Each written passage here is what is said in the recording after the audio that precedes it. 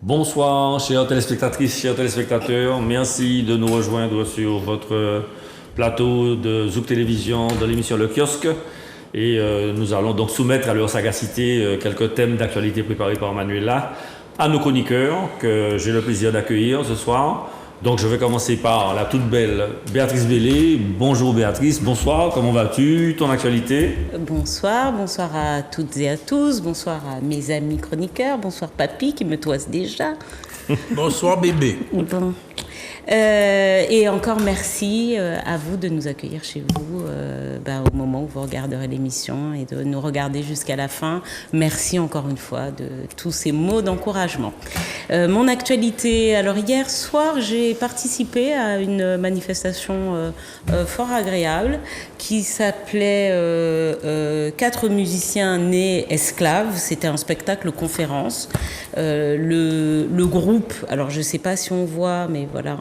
Le groupe, c'était Vox Caribei, je ne sais plus, pas exactement comment on dit, qui est un groupe de musique classique dirigé par Éric Martinel, un groupe créé, me semble-t-il, en 2016, qui a fait donc une prestation très émouvante, avec en animation Catherine Marceline, qui en tant que conférencière a fait vraiment une prestation excellente, au cours de laquelle elle a raconté par la voix et eux par la musique, l'histoire de 4 musiciens d'origine afrodescendante de la Caraïbe ou d'Afrique et qui ont connu un destin assez particulier, on va pouvoir presque dire extraordinaire eu égard à leur parcours sur le territoire, en l'occurrence européen. Voilà, en musique classique et en musique en général, et c'était vraiment un moment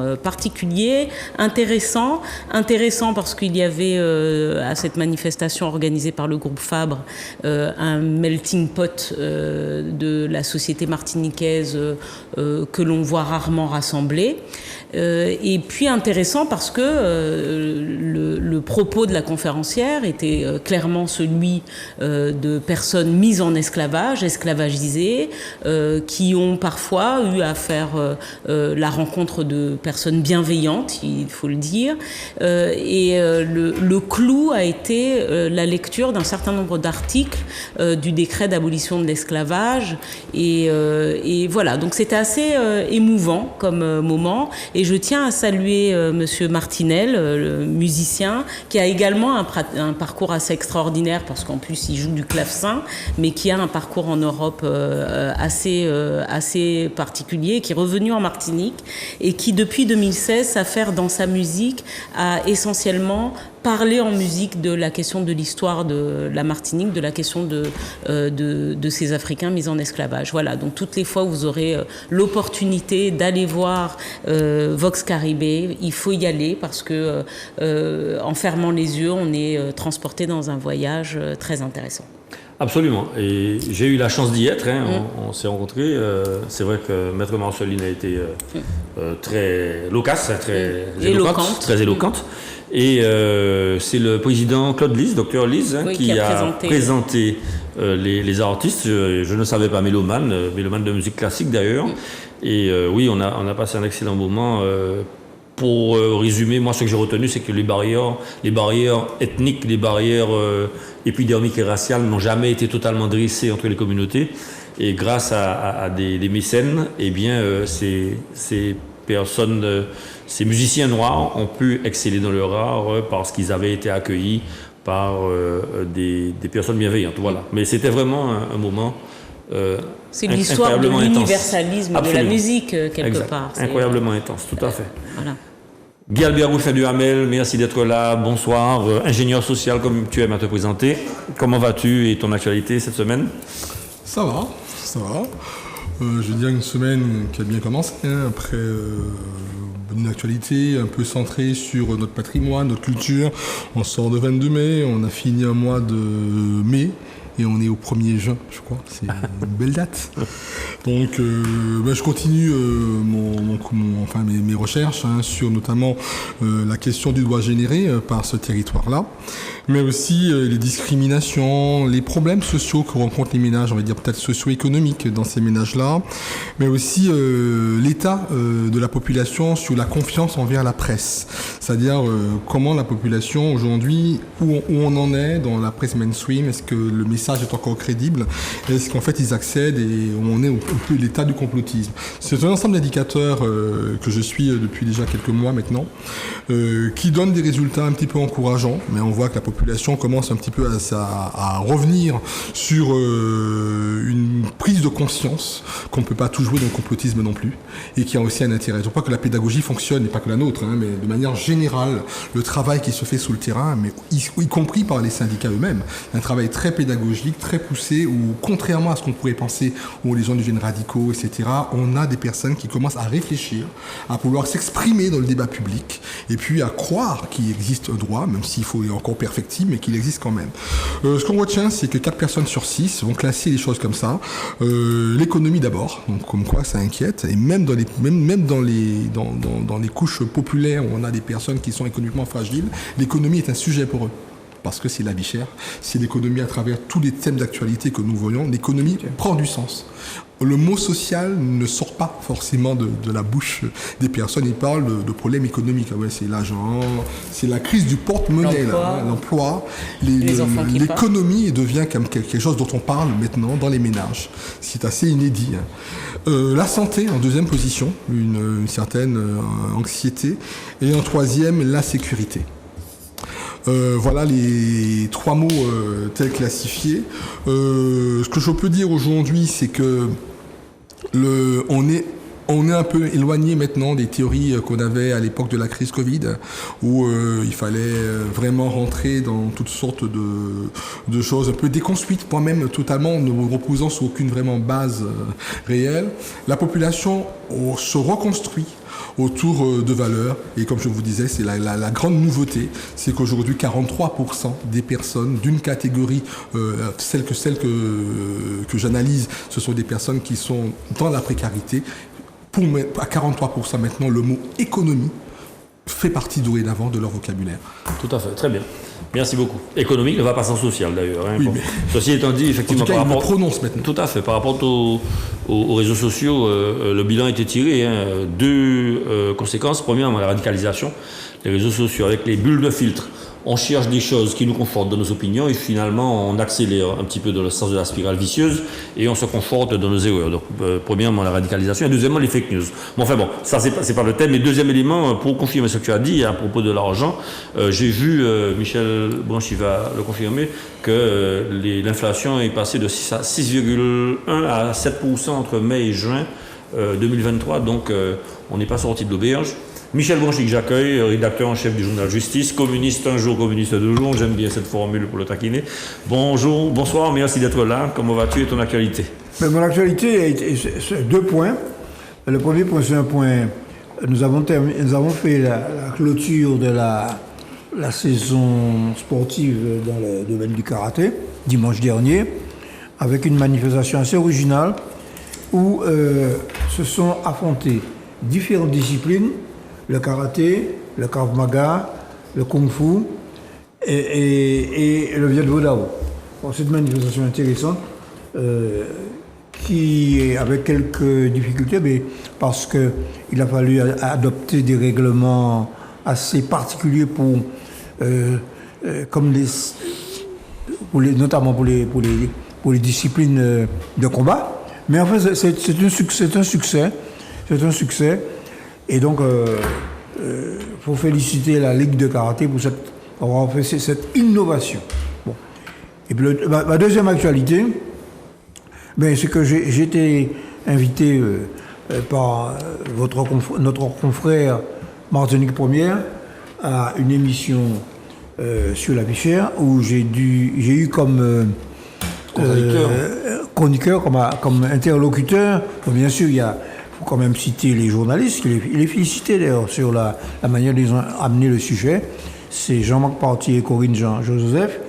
Et ils ont invité Johnny Ajar, qui est président de la commission parlementaire sur la vie chère, et un économiste guadeloupéen, dont je demanderai de m'excuser d'écorcher le nom, Makou Parsad. C'est un économiste de l'Université des Antilles et qui a abordé la question de la vie chère sous l'angle économique. Hein? Bon, voilà. Donc, c'est une émission qui a duré 1 heure et, bon, bien sûr qu'il n'a pas épuisé le sujet, mais qui a quand même essayé de mettre à la portée du grand public. On parlait tout à l'heure de la question économique. Eh bien, voilà, un sujet qui intéresse les Martiniquais. Bon. Et j'ai eu des retours d'ailleurs de gens qui disent mais pourquoi ne pas venir nous expliquer dans un cadre plus précis ce que c'est que la formation des prix.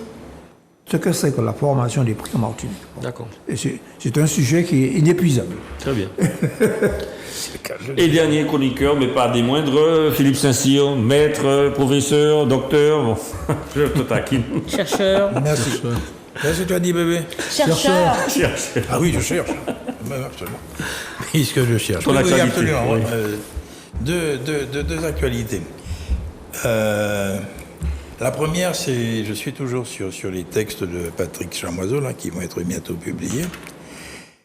Et texte, je répète, extrêmement intéressant et novateur. Et ce que je voudrais ajouter, c'est qu'il m'a fait faire la connaissance d'une juriste remarquable, qui est déjà décédée malheureusement, Mireille Delmas-Marty, où elle décrit le juriste, non pas comme étant le conservateur, celui qui défendait, non, absolument pas, mais comme celui qui prévoit l'avenir, n'est-ce pas? C'est assez curieux. Et elle a une formule qui me plaît bien. Elle considère que le juriste, c'est un paysager et un architecte. Mais enfin, nous y reviendrons par la suite. Et c'est à développer. Et non, c'était pour répondre un peu à Bébé que sur les articles 73-74, les travaux sont déjà faits. Ils ne sont pas faits dans l'innovation et l'invention des statuts. Mais on va revenir. C'est à partir des textes de Patrick. Oui, je relatais une conversation qu'on avait eue. C'est pas grave. Non. Nous sommes dans le même sens. Ne t'inquiète pas. La deuxième activité, alors j'ai fait un tour de plusieurs librairies. Le premier élément, c'est que nos compatriotes travaillent énormément. Et non seulement sur le plan culturel, sur le plan de la musique, mais sur le plan de la recherche et des écrits. J'ai découvert, n'est-ce pas mal d'ouvrages extrêmement intéressants sur l'histoire, sur la sociologie, et ça y va. Et je trouve que c'est réconfortant. Et dans la mesure où on se cherche et on arrive à se trouver, il y a d'autres éléments, moi, qui me confortent dans ma personnalité, à la manière de Césaire, c'est que je m'aperçois que l'emblème ou le drapeau rouge, vert, noir, eh bien, il est de plus en plus approprié par les Martiniquais. Je le vois un peu partout. Et puis, l'autre élément, moi, qui me rassirène, qui m'installe véritablement dans mon identité, on va en reparler tout à l'heure, c'est la décision de l'Assemblée plénière concernant la langue créole. Et c'est un point sur lequel il faut insister, statut officiel, et bien sûr il faut s'attendre à une action de l'État sur des fondements juridiques pour faire annuler certainement la décision, comme cela a été fait pour la Corse. Mais moi, en tant que vieil universitaire, ayant connu le Jean Bernabé, celui qui effectivement a toute la paternité du travail, Raphaël Confiance sur le créole, il y a véritablement un acquis, et je crois que c'est véritablement la base fondamentale de notre peuple, c'est-à-dire conscientisation de tous les caractères communs que nous avons, et je pense que cela fait du bien dans le contexte actuel. Très bien. Merci beaucoup pour vos actualités et vos présentations. Donc, on va passer au sommaire de ce kiosque. Premier thème, que retenir de la visite de Bruno Le Maire en Martinique? Alors, ministre de l'économie, des finances, de la souveraineté industrielle et du numérique. Donc, en gros, quelles sont ses propositions pour le territoire? A-t-il pris la mesure de nos difficultés structurelles? Et puis, donc, je rappelle l'exiguïté du territoire, environnement, cyclone, tremblement de terre, éloignement, insularité, peu d'activités de transformation. Enfin, ça, c'est pour dépeindre les contraintes qu'on connaît tous de la Martinique. Je vais me tourner vers Guy-Raphaël, Guy-Albert, pardon, Guy-Albert. Oui. Non, mais j'ai un ami qui s'appelle Jean-Raphaël, que tu connais. Oui. Donc, voilà, Guy-Albert, merci beaucoup. Oui, mais moi, ce que je vais retenir comme prisme, c'est sa volonté, avec beaucoup de guillemets, à réviser profondément, dit-il, l'octroi de mer. On n'est pas sans savoir que cet octroi de mer est un impôt colonial inique. C'est quand même quelque chose qui existe depuis le père du fondateur, Colbert. Il va te répondre. Revenons. Fake news. Obligatoirement, oui. Revenons à ça. En tout cas, moi je dis qu'aujourd'hui nous sommes dans une question d'imposition héritée de fait colonial. Ça veut dire qu'il n'a aucune logique, si ce n'est qu'effectivement, et je suis d'accord, que ça contribue au financement des communes, ça je sais, que ça aide beaucoup au développement, etc. Et l'interrogation que je me dis, c'est quand on va enlever cet impôt, si jamais on l'enlève, on ne gagne pas beaucoup, mais on gagne quand même entre 4,6% et 9% quand même sur le prix de la vie chère. Enfin, en relatif comme ça. Mais en même temps, la réforme qu'il annonce, il ne va pas jusqu'au bout de la logique. Ça veut dire comment, avec ce type de réforme en profondeur, dit-il, c'est le mot qu'il emploie, de l'octroi de mer, on réussira à avoir un impact sur la vie chère. J'ai trouvé ça un peu artificiel, c'est-à-dire un peu comme on dit chez nous, von chat en sac. C'est-à-dire qu'on n'a pas la démonstration de ce mécanisme-là. J'insiste sur le fait que je suis un partisan de la suppression pure et nette de l'octroi de mer. Hein, ça, je m'assume. Ah bon? Ah oui. Pas possible. Oui. Vas-y. Attends. Pas possible. C'est son droit de penser la chose. Vas-y. Non, mais c'est mon droit de réagir. Oui. Bon, nous avons entendu. Suppression de cet octroi de mer. Mais je suis... J'ai entendu, tu as dit impôt unique et colonial. C'est ça? Oui, je reviens. Mais je suis pour qu'on trouve un nouveau mécanisme avec un autre nom que ce nom octroi de mer, puisque nous avons largement ici discuté du mot outre-mer, notamment, on parlait de choses comme ça, qu'on arrive à avoir un autre mécanisme pour pouvoir solvabiliser ce dispositif. Je sais très bien votre logique, et ça je ne m'inscris pas dedans. Mais moi je me dis qu'à un moment, toutes les niches sont bonnes pour pouvoir diminuer ces coûts-là. Ce que je retiens aussi de la visite de notre ami Bruno Le Maire aussi, c'est que ces effets d'annonce ne sont pas, doublés de démonstrations. Depuis 1946, je pense que j'entends que des annonces de ce territoire martiniquais. Donc, si cette visite, effectivement, est une vraie visite pour pouvoir protéger la production locale, pourquoi pas. Redonner du sens aux ressources financières des collectivités, pourquoi pas. Permettre effectivement une plus grande autonomie, notamment réduire nos dépenses, pourquoi pas. Mais le jeu disant lui-même qu'il faut réviser en profondeur l'octroi de mer, et je suis prêt à ce débat avec vous, que je qualifie d'impôt colonial, et ça c'est moi qui le dis et je l'assume, je crois qu'à un moment, nous devons... Mais Michel... Vas-y. Je vais donner la parole, vas-y. Nous devons prendre le poids des mots. Aujourd'hui, je sais qu'il y a plein de discussions. La France y tient. On a encore un effet jusqu'en 2027, etc. Où l'Europe, de toutes ses forces, le querelle. Mais il ne m'est pas démontré aujourd'hui l'efficacité économique et surtout sociale de cet impôt que je me permets de qualifier encore une fois de plus d'impôt colonial. Très bien. Merci beaucoup pour cette introduction assez musclée. Michel, Ton contradicteur direct. tu as réagi tellement spontanément que je te donne la parole. J'ai dit que tu vas lui répondre, Oui. puis Vas-y. tu n'as même pas lu le bouquin, t'as qu'à l'acheter. Alors, Je sais de quoi il me parle, Attendez. je sais. S'il vous plaît. je dirais que tous ceux qui ne veulent pas s'attaquer au problème de la vie chère S'attaque à l'octroi de mer. s'attaquent à l'octroi de mer parce qu'ils ne veulent pas s'attaquer à tout ce qui constitue la formation des prix et tous les éléments, en particulier les marges de distribution, en particulier les marges de distribution, D'accord. c'est-à-dire les lobbies qui contrôlent la distribution, en particulier ce qui constitue un élément du pacte colonial, celui-là, c'est-à-dire le fret maritime, c'est une survivance du pacte colonial, c'est-à-dire les droits de port, et ainsi de suite. C'est-à-dire que quand on ne veut pas, et c'est ce que j'ai essayé de dire lors du débat en Martinique première, quand on ne veut pas se donner les moyens d'analyser la formation des prix à laquelle s'attaque la commission parlementaire et elle se heurte au refus de communication des principaux acteurs économiques qui nous refusent de donner leurs chiffres. Et qu'on ne veut pas donner, l'État ne veut pas faire son travail qui consiste à faire la transparence sur la façon des prix, on s'attaque à l'octroi de mer. Alors, l'octroi de mer est une taxe. Il a effectivement une incidence, mais on ne parle pas de la TVA.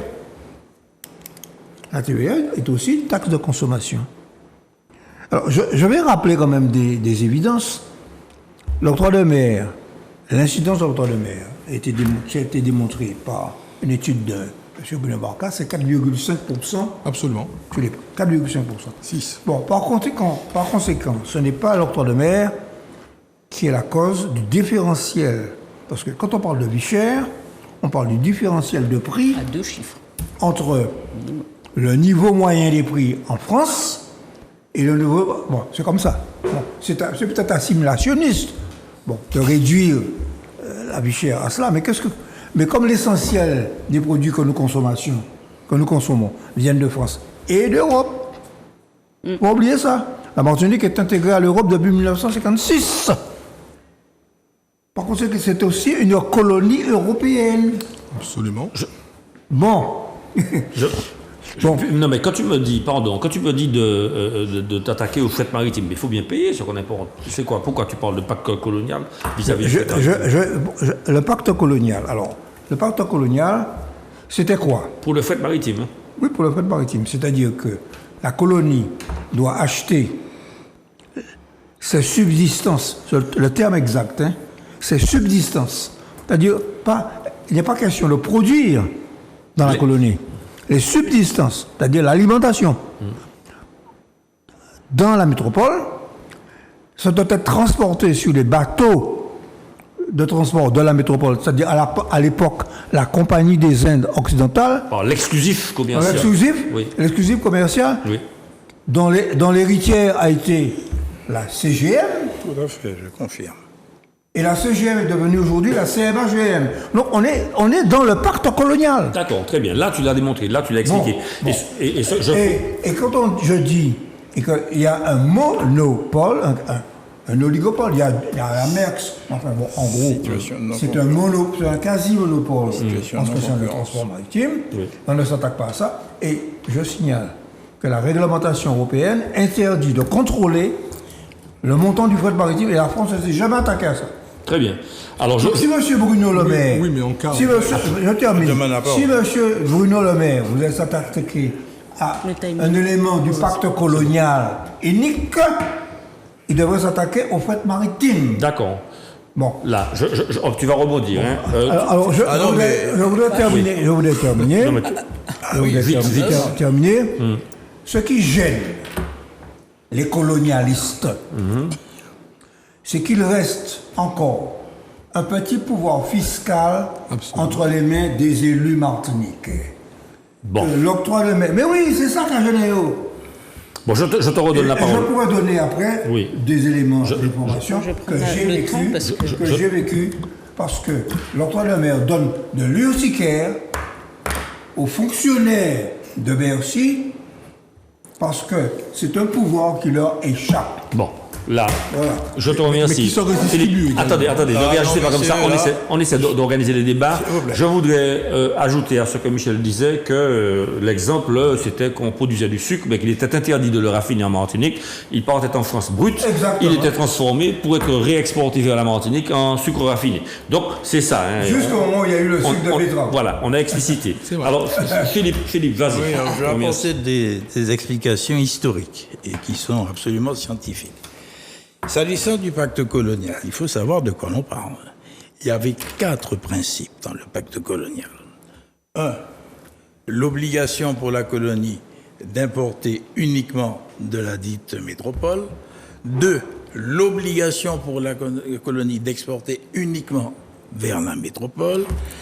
3e principe, n'est-ce pas, c'était l'obligation de n'utiliser que des bateaux, des navires appartenant à la métropole.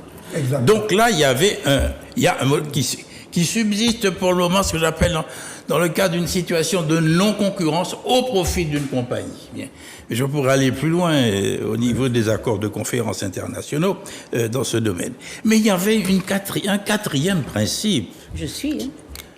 Un quatrième, merci bébé. 4e principe, c'était l'obligation qu'avait la métropole de ne pas faire concurrence aux produits coloniaux. Bien, je parle du sucre, là, le sucre blanc, ok, la culture de la betterave, et là il y a toute une problématique. Bien, je voulais apporter ces principes quand Michel parle du pacte colonial. Effectivement, au niveau du transport maritime, on peut considérer qu'il y a là une subsistance, mais du fait d'une situation de non-concurrence, alors, qui peut s'expliquer par des contrats et par des accords de conférence. Je glisse. S'agissant de l'octroi de mer, Guy Albert, on ne peut absolument pas dire que c'est une taxe ou un impôt colonial. Okay? Pourquoi? Parce que l'octroi de mer, c'est l'octroi municipal qui existait sur la métropole. Et cet octroi, il remonte au droit romain, les portiora eux-mêmes aux Grecs, c'est-à-dire que la ville, la ville portuaire, lorsqu'elle recevait des navires, eh bien, elle percevait des droits sur les marchandises qui arrivaient. Et cela servait à quoi?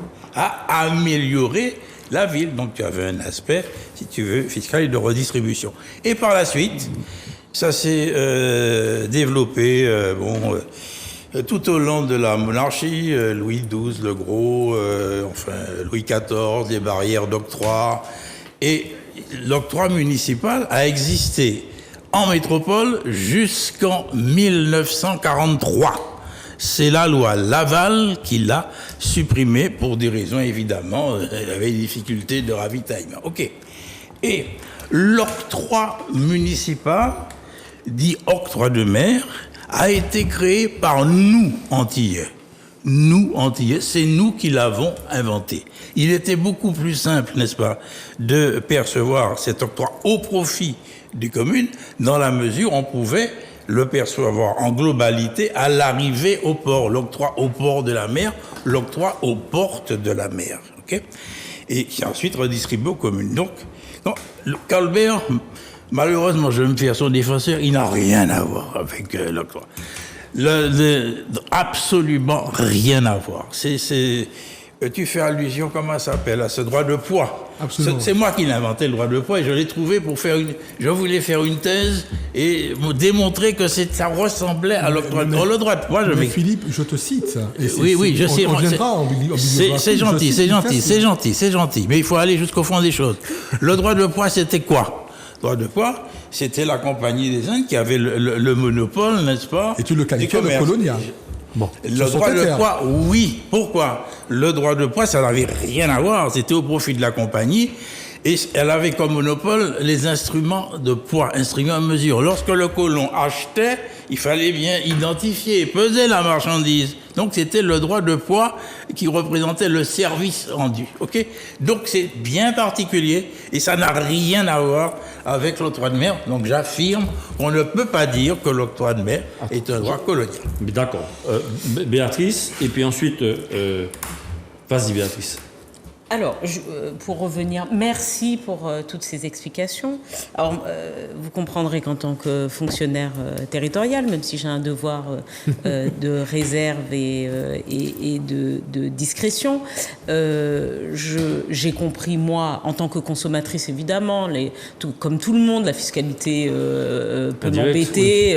Et telle que la TVA, je trouve que c'est malgré tout, les impôts sur la consommation ont quelque chose d'inique, parce qu'ils ne sont pas proportionnels aux moyens et aux revenus. Bon, donc en ça, on peut dire que l'octroi de mer, en tant qu'il perçoit sur la consommation, et qu'on sait notamment que la consommation des biens de subsistance représente un fort niveau dans les revenus des personnes les plus fragiles, on peut se dire que finalement, les plus pauvres participent proportionnellement, évidemment, beaucoup plus à cette fiscalité que les plus riches. Cela dit en passant, sur la réalité de l'octroi de mer, c'est la même que l'on peut faire sur la TVA, c'est évidemment une fiscalité qui rapporte, mais plus encore, et là où peut-être il faut trouver des équilibres, c'est qu'aussi aujourd'hui c'est une fiscalité qui permet un certain niveau de financement de nos collectivités. Et là, je suis d'accord sur le fait qu'il faille peut-être rénover cet impôt, parce qu'il n'est pas normal que les moyens des collectivités soient variables au gré de la consommation que l'on peut trouver sur le territoire. Voilà, bon, ça c'est dit. Alors, pour revenir à ce monsieur le maire dont on connaît la probité, tant ses propos ont changé avec le temps. Bon, évidemment, vous comprendrez que c'est ironique, il a l'habitude de mentir, bon, mais on va assister au ballet de toute façon des ministres, puisque n'oubliez pas qu'on est toujours dans le cadre de la préparation du comité interministériel des Outre-mer, et que ce comité prévoit donc que nos élus, notamment dans le cadre de l'appel de Fort-de-France, donc tous les élus d'outre-mer soient en capacité de faire des propositions sur leur territoire, mais parfois de portée générale sur la totalité des pays des océans. Bon, oui. En l'occurrence, alors il va évidemment sur une question qui, mais quelqu'un l'a dit, bon, c'est chat en sac, c'est toi qui l'as dit, c'est chat en sac, à chaque fois on nous dit on va réformer, mais il n'y a pas à vigner, puis pièce l'idée. En fait, ces visites au pas de course ne sont pas très bien préparées, hein. La preuve, il fait une visite, enfin, elles sont pas bien préparé dans le sens où c'est volontairement, souvent, de toute façon, très superficiel. On glisse tranquille, on va sur des sujets qui vont faire plaisir à tout le monde, qui vont faire plaisir au monde économique. Hein, parce qu'on n'aborde pas évidemment les vrais sujets. Il y a une commission en ce moment, d'ailleurs présidée par le député Ajar. On ne pose pas la question. Ah oui, c'est vrai qu'il la préside pas, il est rapporteur. Alors, il faut quand même dire que c'est le groupe socialiste qui l'a demandé et que voilà. Donc c'est plutôt bien. Oui. Socialiste un jour, socialiste toujours. Il n'y a pas de raison. Et oui. Et dire que, alors moi là, ce que je veux dire de ces visites au pas de course, là par exemple, il a été visiter une usine de gaz. Alors son grand truc en ce moment, c'est de vendre la solution hydrogène, sans que l'on sache aujourd'hui comment on va faire pour produire de l'énergie décarbonée. Bon, soit dit en passant, je suis un peu surprise d'ailleurs que Martinique Transport parle déjà d'acheter des véhicules à hydrogène alors qu'on n'est pas capable de se produire en propre énergie. Mais enfin bon, tout ça, on va le découvrir avec le temps. Monsieur le maire, moi j'aimerais bien qu'il taxe les super riches, parce que contrairement à ce qu'il dit à longueur de plateau, non, les super riches ne sont pas taxés à 75%, ils sont taxés à 2%. 2, voilà. 2 à 3%. 2 à 3%. Donc quand vous, sur votre feuille d'impôt, vous le voyez, ceux qui ont des fiches de salaire, vous pouvez voir votre taux d'imposition sur vos fiches de salaire, c'est marqué. Bah, quand vous êtes à 8, 13, 20%, et bah, les ultra riches sont à 2% parce qu'on leur invente toutes sortes de mécanismes pour économiser. De niche. Et donc j'aimerais que monsieur le maire s'attaque à ça. Et puis j'aimerais que monsieur le maire s'attaque aux vraies questions dont tout le monde a parlé sur ce plateau, c'est la formation des prix, pour lesquels on voit bien que les acteurs économiques traînent des pieds, si ce n'est des 4 fers, pour donner des informations. Voilà. Très donc, bien. Monsieur le maire, au revoir, bon vent. un homme de droite, comme on en fait beaucoup trop maintenant. Bon, alors je vais Je n'ai rien dit de la visite de Bruno Le Maire. Oui, non, mais je donne la parole à Guy Albert pour qu'il réponde, et puis ensuite je te donnerai la parole. Vas-y, Guy Albert. J'appellerai dorénavant l'octroi de mer l'octroi des océans. Bon, alors. C'est une formule. C'est une formule. Oui, elle est belle. L'octroi des océans. Alors. Non, mais je veux bien croire, effectivement, en citant, sans paraphrase d'ailleurs, Philippe, dans son livre sur l'octroi de mer, et notamment, on parle effectivement du poids. Effectivement, on peut comprendre. Mais ce que je veux, et ce qui me fait poser le constat, c'est que cette époque est totalement inique. Ça veut dire qu'une fois de plus, on est taxé sur la consommation, et c'est totalement injuste. C'est-à-dire que les personnes, qu'elles soient riches ou pauvres, vont payer le même montant que tout le monde. Comme la TVA, mais je suis pour qu'il n'y ait pas de TVA, hein, c'est pas... Ah non, mais c'est pas quelque chose... Ah non, je suis pour qu'on soit totalement comme en Guyane, qu'il n'y ait pas de TVA, hein, je suis pas du... Je pense que tous les consommateurs n'ont pas besoin d'avoir de taxes supplémentaires sur ça. Pourquoi pas non plus, dans le cadre d'une réforme en profondeur, vraie profondeur, de l'octroi des océans, puisqu'on pourrait peut-être le décolonialiser comme ça, arriver à dire que pourquoi, c'est comme si je demandais à mon employeur, comme je dois 400 € d'impôt, d'augmenter mon salaire de 400 €. Je pense qu'à un moment, il faudrait trouver une articulation, que ce soit ces importateurs, ces personnes qui ont effectivement des capitaux et de quoi pouvoir payer une taxe supplémentaire, à les payer, sans que ce ne soit à redistribuer sur le consommateur. Je maintiens que dans cette logique-là, si l'impôt, l'octroi de mer, que j'appelle l'octroi des océans, peu importe le fait que ce soit colonial ou pas, demeure en tout cas un élément qui augmente le prix du consommateur et de manière inégale, il est un impôt colonial, il est un impôt scélérat et qu'il est qu'en même temps qu'à un moment que ce soit ces personnes qui importent avec tous les mécanismes qui sont derrière, à les supporter sans que nous ayons effectivement à y contribuer. D'accord, très bien. Alors, juste avant, juste pour rappeler en termes historiques sur la question de la fiscalité que dans la restauration sur l'Hexagone, il y avait eu une baisse du taux de TVA. Eh ben, on n'a vu que l'augmentation des prix des assiettes et pas leur diminution.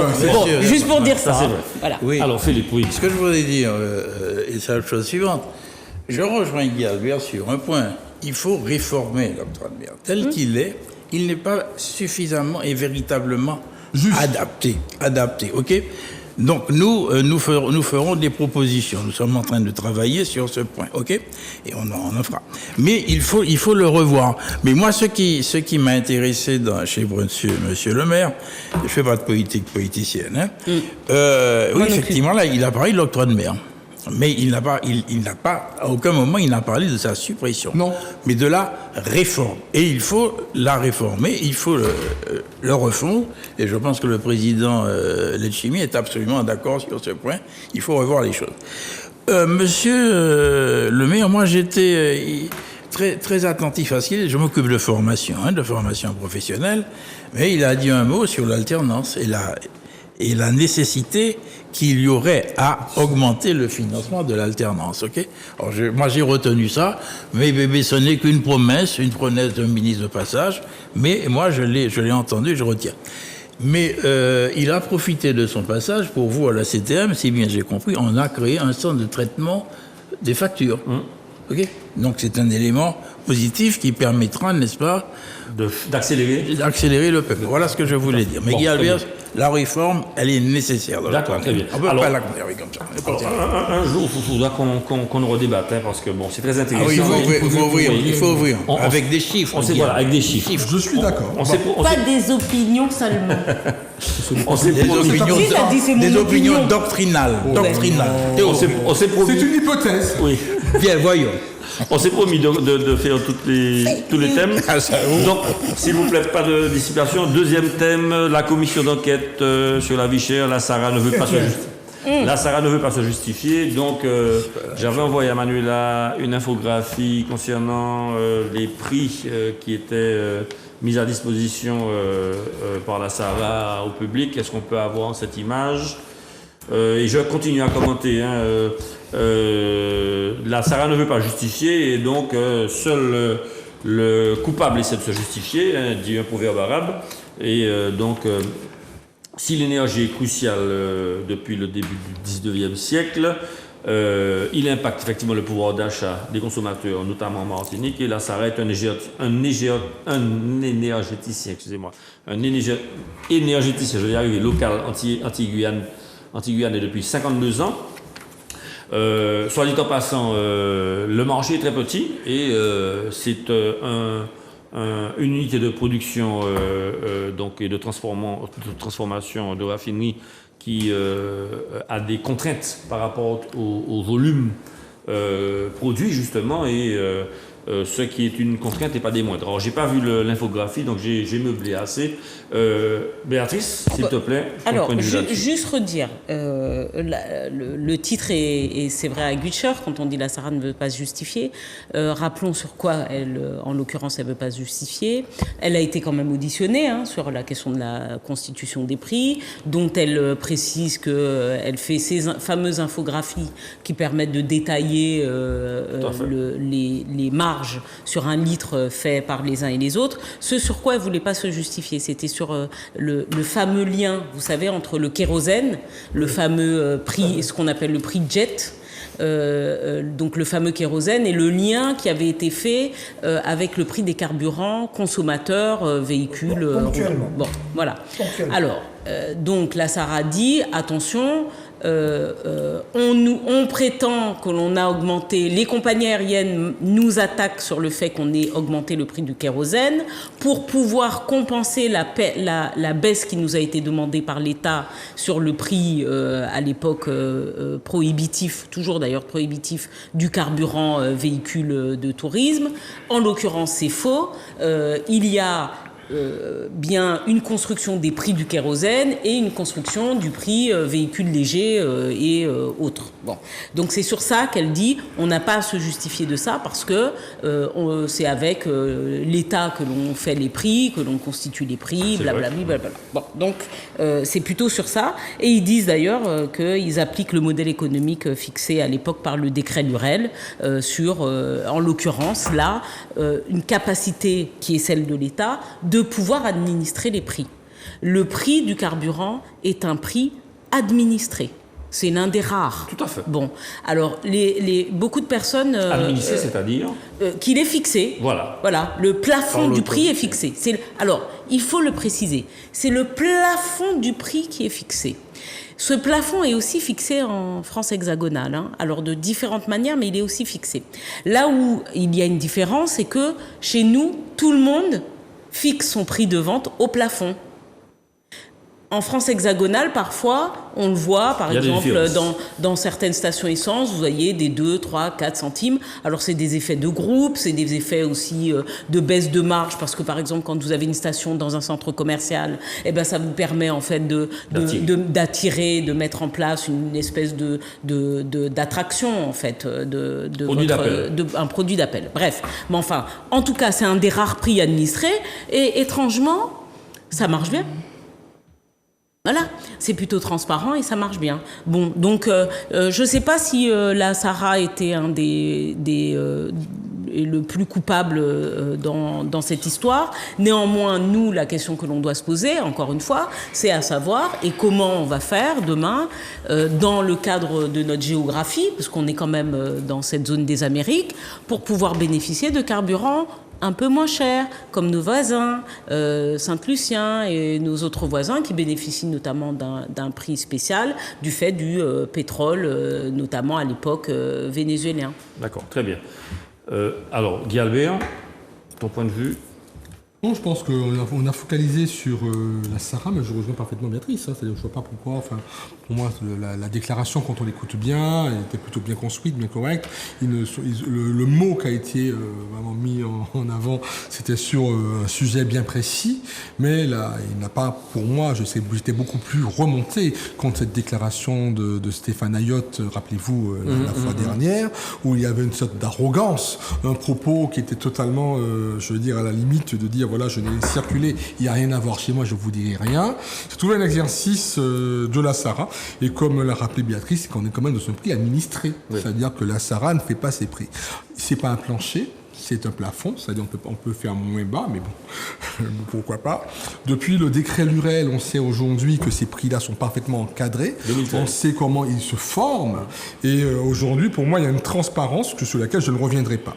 C'est vrai qu'il y a quand même une certaine empreinte écologique, parce que la Sahara importe encore son carburant du Nord, de Norvège. On a tenté à l'époque des accords Santa Barbara, avec le Venezuela notamment. Et on voit bien que nos voisins caribéens, c'est exactement, peuvent, s'approvisionner avec des coûts beaucoup mieux maîtrisés, parce qu'en fait, ça coûte beaucoup moins cher de faire transport. Oui, ne serait-ce que ça.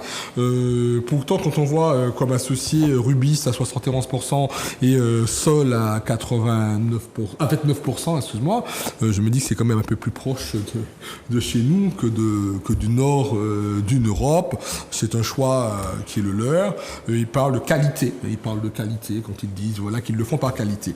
Mais on le paye cash, autant à la pompe, mais on le paye aussi cash en empreinte écologique. Je crois que cette commission d'enquête, de manière plus générale, menée avec une certaine méthode, notamment par son président et son rapporteur, tu as bien fait de le préciser, nous montre que derrière, on pourrait avoir des choses. Mais je suis très inquiet. Et je ne suis pas inquiet sur les prix administrés, je suis inquiet justement sur les prix non administrés. Et je pense qu'on passe très vite sur le sujet pour venir là où il n'y a rien à voir. D'accord, très bien. Philippe ? Oui, deux observations. La première observation, effectivement, la Sahara n'a pas à justifier, mais elle a expliqué. Il faut bien faire la distinction entre l'explication et la justification. Elle expliquait, n'est-ce pas, comment le mécanisme était administré, encadré, mais que la justification ne lui appartenait pas. C'est une argumentation extrêmement subtile. Bien. La deuxième observation que je voudrais faire, c'est l'organisation de cette commission d'enquête. J'ai regardé les textes, elle a des compétences importantes, depuis 2008-2009 ça a été élargi, et le rapporteur a beaucoup de pouvoir.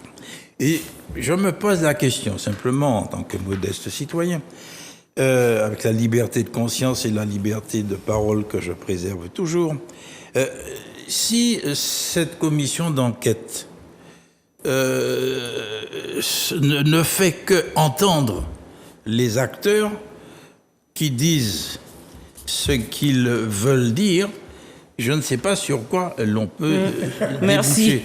Je continue ma logique. Ma logique, c'est pas. Moi, on m'avait interrogé sur ce point. Je pensais qu'il aurait été intéressant que ça se prépare, que l'on puisse obtenir du service des douanes, de l'INSEE, du service de la concurrence et des prix, absolument, des chiffres qui nous permettent de faire des comparaisons et des évaluations et des évolutions. Et à partir de ça, n'est-ce pas, pouvoir interroger. Peut-être que je suis candide, mais s'il s'agit uniquement que d'écouter et d'entendre, je me pose des questions, c'est tout. Faut pas être naïf, quoi. Je n'ai rien dit. Très bien, je moi, j'interviendrai après. Un petit mot, non, je laisse Michel, mais j'interviendrai juste après. Si je t'en prie, c'est un sujet gentil avec lui. La question posée comme un candidat, comme le Huron de Voltaire. Oh là là là là là là là là. Par notre ami Philippe, c'est véritablement la question principale. On peut dire beaucoup de choses. Je reviens sur ma marotte.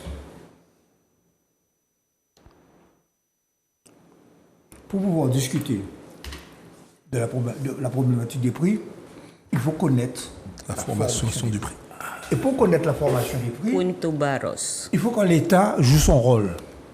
Et qui dans l'État peut jouer son rôle? Ce n'est pas l'INSEE.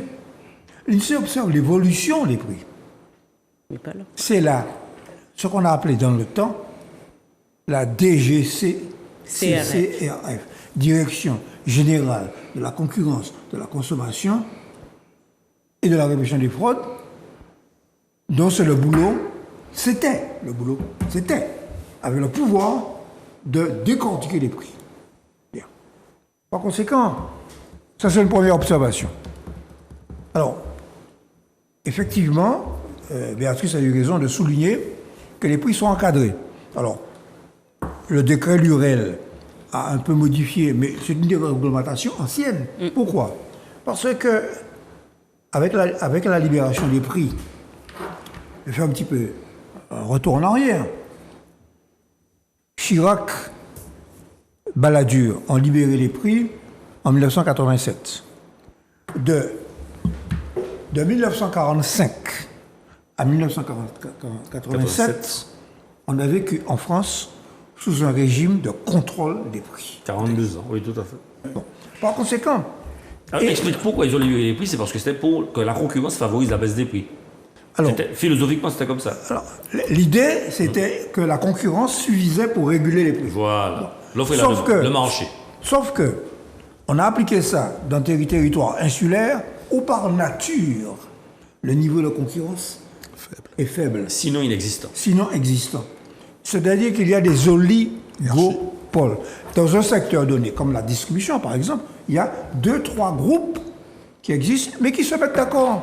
Autour d'un punch. C'est ce que j'ai dit.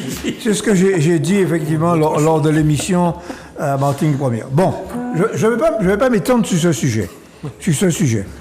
Pour revenir à la SARA, la Martinique n'a pas de prix de revient. C'est une décision du général de Gaulle en 1969 qui a voulu sortir de la Martinique de la domination des compagnies américaines qui approvisionnaient la Martinique. Comme elles approvisionnent nos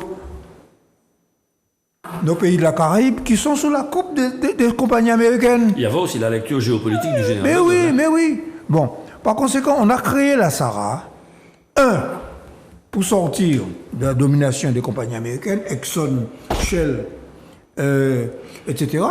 2, pour montrer que la Martinique était capable de s'industrialiser, de maîtriser une technologie. C'est cet aspect. Ça représente 500 emplois. Ce ne sont pas des emplois de coupure de canne. Ce sont des emplois d'ingénieurs, de techniciens de haut niveau.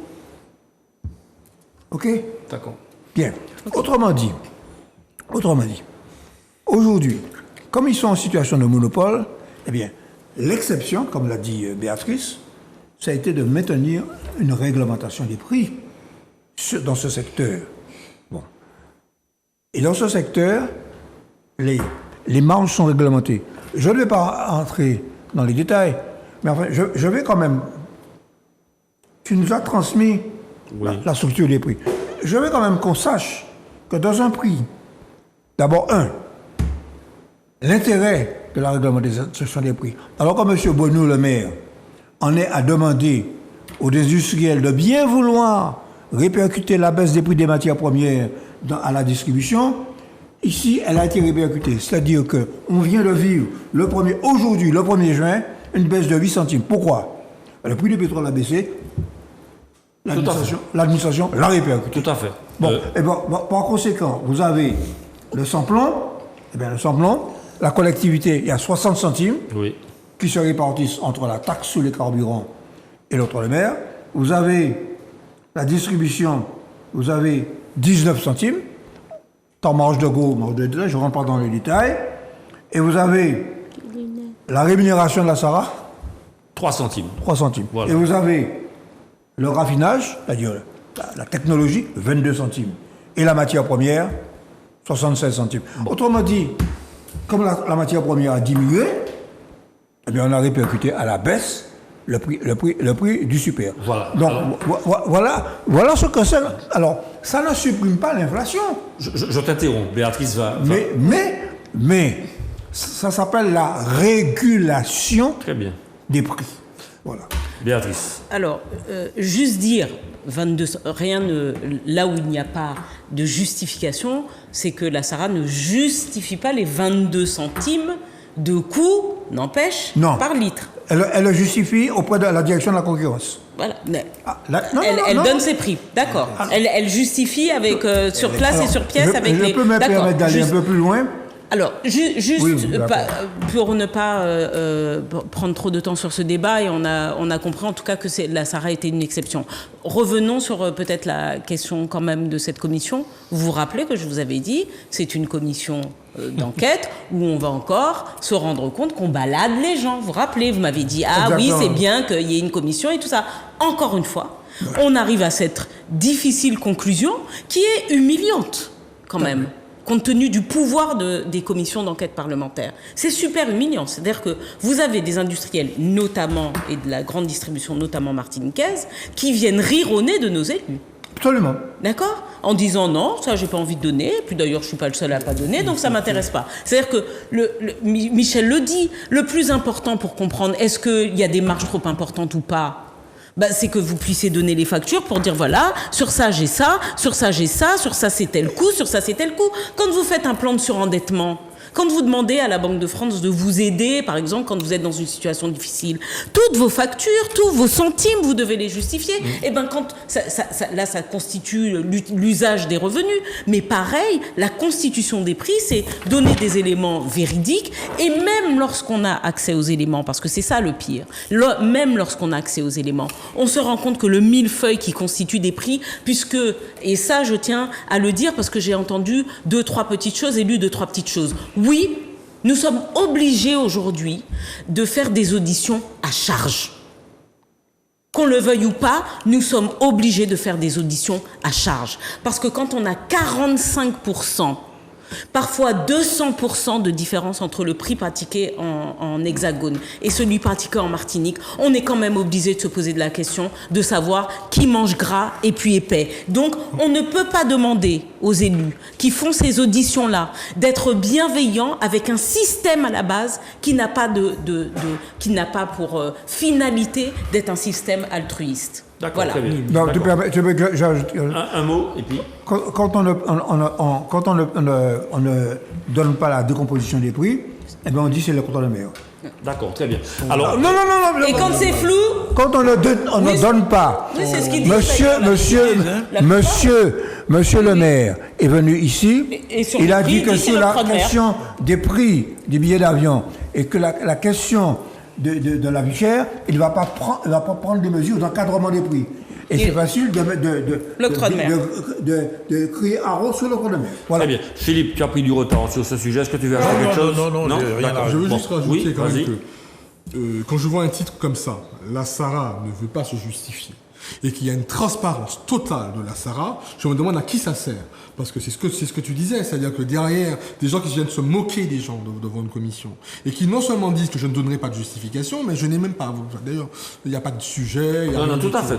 Et c'est là, effectivement, bon, après je ne reviendrai pas dessus, c'est-à-dire que, comme tu disais, entre justification et explication, il y a quand même quelque chose, mais à un moment, il faut qu'on aille au-delà même de ces commissions-là, qu'on aille dans un régime de sanction, puisque tout à l'heure on viendra, on voudrait sanctionner les gens, mais qu'on puisse sanctionner aussi. Et par contre, ça, je vois ça moins aussi. Mais En tout cas, c'est un problème politique, c'est-à-dire que nous sommes face à un État qui a démissionné de son rôle.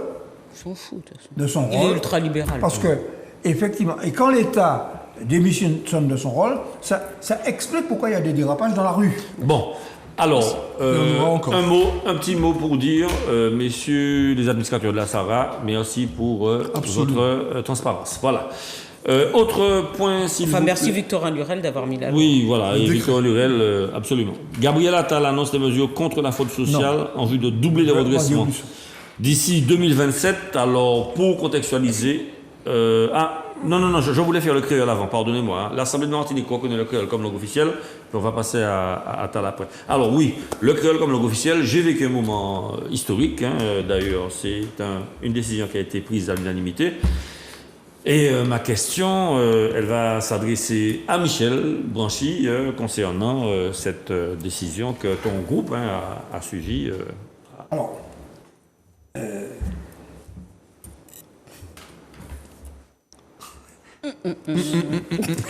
Quelle préparation! je tourne ma langue 7 fois dans ma bouche. On a constaté. On l'a calculé. Bon. Alors, bien entendu... Ça fait 8 fois, là, Michel. Non, mais il va tirer un scout, donc... Bien entendu, je suis pour l'usage de la langue créole. Bon, nous sommes battus à l'OJAM, etc., sur ces questions-là. Mais je me pose la question, quelle mouche a piqué Monsieur le Président de la collectivité territoriale d'utiliser Nous sommes dans la symbolique, puisque nous savons très bien que juridiquement parlant, il n'y a qu'une langue officielle en France, dans la Constitution, c'est le français. Bon, par conséquent, nous sommes dans la symbolique. Bien.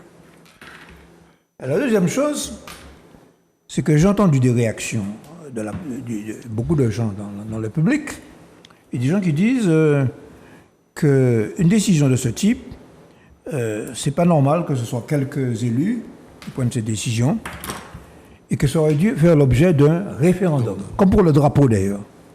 Comme pour le drapeau.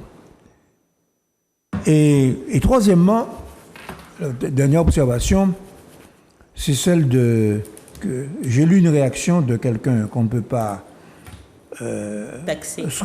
taxer d'hostilité à l'égard de la langue créole, c'est Raphaël Confiant.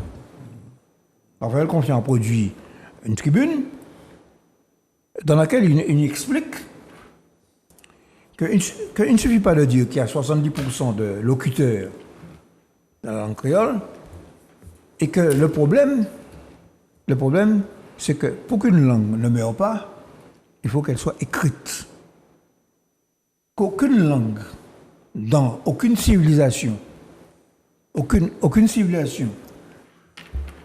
qui n'a pas écrit sa langue, la langue n'a survécu. Bon. Et que les travaux du GIREC avec Jean Bernabé groupement d'études et de n'ont pas recherche été popularisés. Moi, je pose la question. Il y a 70 rapports à chaque plénière.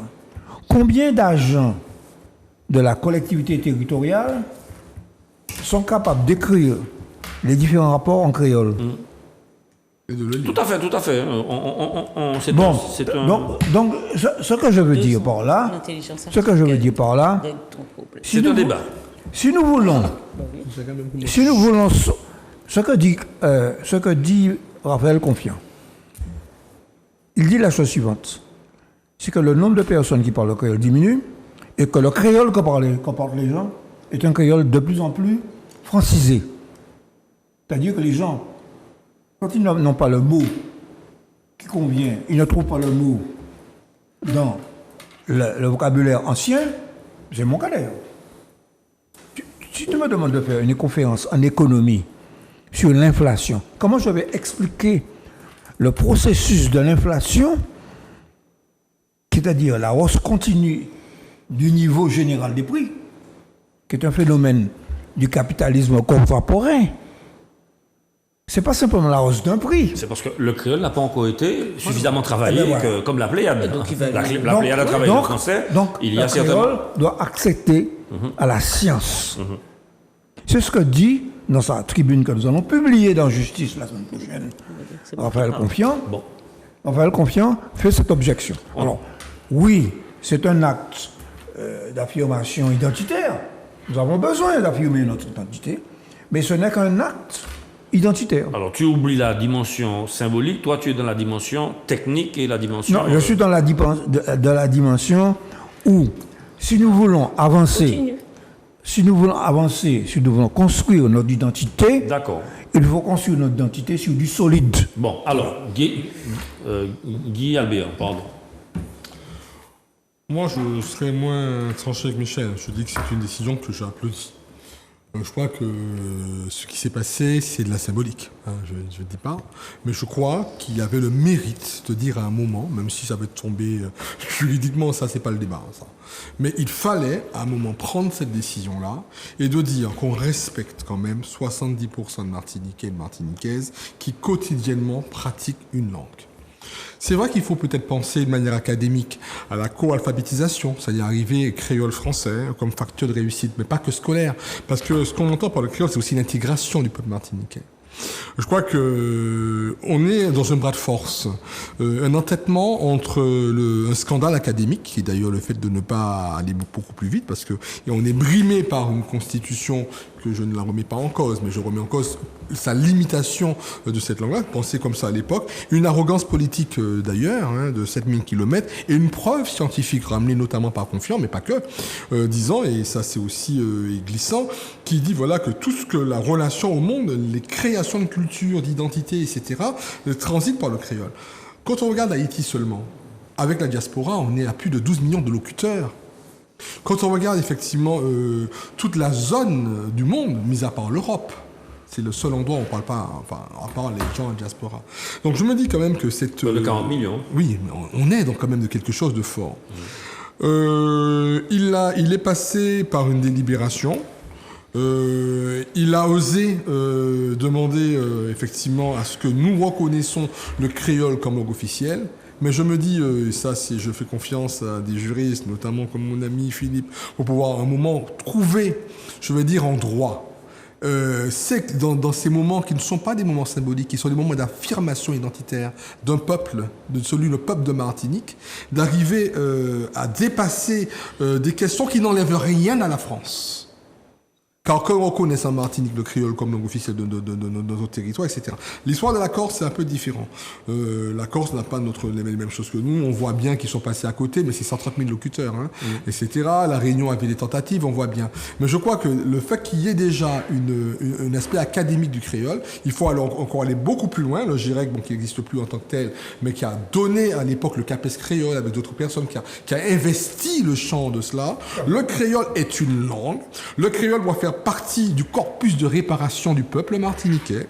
Le créole ne peut pas sortir de ce débat. Monsieur Le Chimi et l'Assemblée de Martinique a eu raison de faire voter cette chose-là. Et je crois que si aujourd'hui, le contrôle de l'égalité, ou encore, comme je ne me fais plus d'illusions, que ça tombe sous le coup de la sanction, on n'aura pas perdu. Mais ça montrera encore une fois de plus que nous devons à un moment sortir du scandale académie politique et pouvoir dire que grâce aux preuves scientifiques de notre histoire et notre besoin de réparation, que la langue créole qui est la nôtre doit pouvoir coexister dans notre territoire. Voilà, c'est exactement la formule, ce qu'on a dit que le créole doit coexister au même titre que le français. Absolument. Et Philippe, je vais te donner la parole en précisant que l'article suivant, l'article 3, il parlait d'enseignement immersif, c'est-à-dire la possibilité pour les enseignants d'utiliser le créole en histoire, en mathématiques, en géographie, pour permettre aux élèves de progresser dans la discipline en question grâce à la langue qui parfois était facilitatrice du point de vue de la compréhension. Philippe. Oui, moi je ne peux qu'être heureux de cette décision de la collectivité territoriale. Bien sûr, pour le moment, c'est le symbole. Mais c'est important, les symboles, vous savez. C'est fondamental.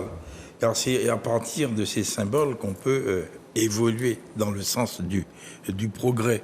Et c'est souvent par les symboles réaffirmés, n'est-ce pas, que l'on fait tomber certaines catégories juridiques. Je veux dire par là qu'on fait plier le droit et on y met autre chose.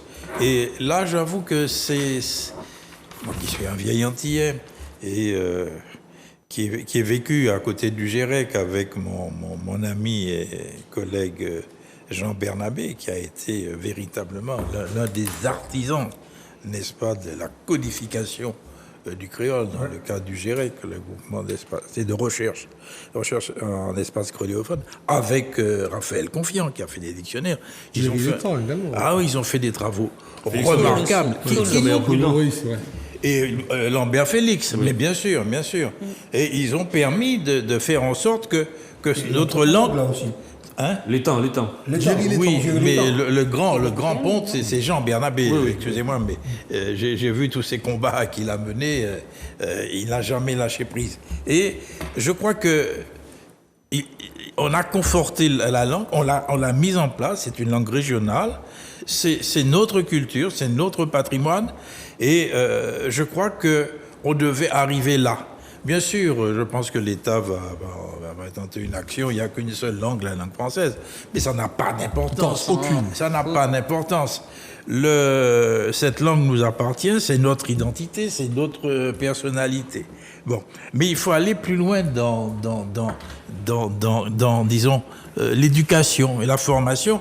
Je vous avoue, moi, personnellement, j'aurais bien aimé prendre des cours d'école. Bon, ça n'a pas l'école, pas de problème, mais on va à lire. Il y a des difficultés pour la lecture du créole, parce que c'est phonétique, et je crois qu'il y a quelque chose à faire dans ce domaine.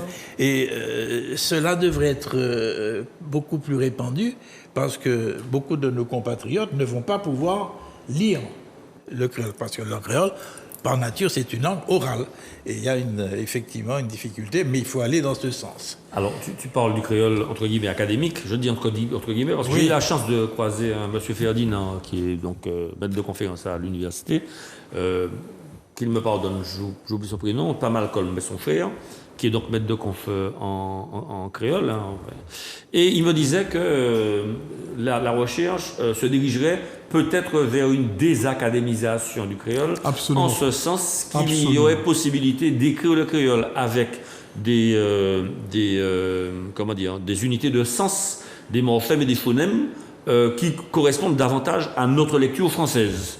Et donc sortir de la phonétique dure, pure. Mais on ne reviendra pas au patois pour autant. Non. Mais Kaila, oui. Je ne sais pas comment ça s'écrit en créole aujourd'hui. On ne reviendra pas à Gilbert Gratien. mais il me disait que Kaila, C-A-I, 2-L-E, ouais, serait admissible si ça nous permet, du point de vue de la compréhension, de lire convenablement. Béatrice, je te donne la parole. Alors, en 2000, Madame Christiane Taubira Delanon, en pleine commission, et lecture de propositions d'amendements relatifs à d'ailleurs à une réglementation, je vous rappelle, qui existe depuis longtemps, depuis les années 50, et qui s'appelle, que je vérifie que je ne dise pas de bêtises, qui est relative aux langues régionales, dites régionales, et c'est une réglementation de 1951 dont je ne trouve plus le nom. Bref. Et Madame Taubira dit en pleine commission, en présence d'autres élus, dont Tamaya et d'autres, devant évidemment un parterre de députés franco-français, mot commencé plein qu'est ça.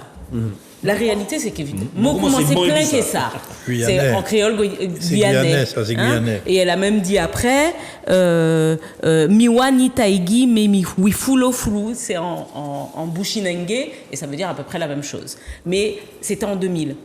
Et c'est en 2000 qu'on faisait admettre, dans la réglementation qui existait depuis 1951, les langues dites régionales des territoires des océans comme étant des langues régionales qui peuvent donc faire l'objet d'un apprentissage.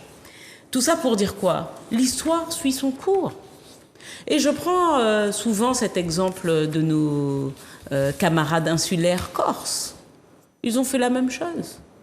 Ils n'y sont pas arrivés. La Constitution porte un principe fondamental. Dans la Constitution, la seule langue officielle qui existe est la langue française. Mais il faut voir à quoi ça renvoie.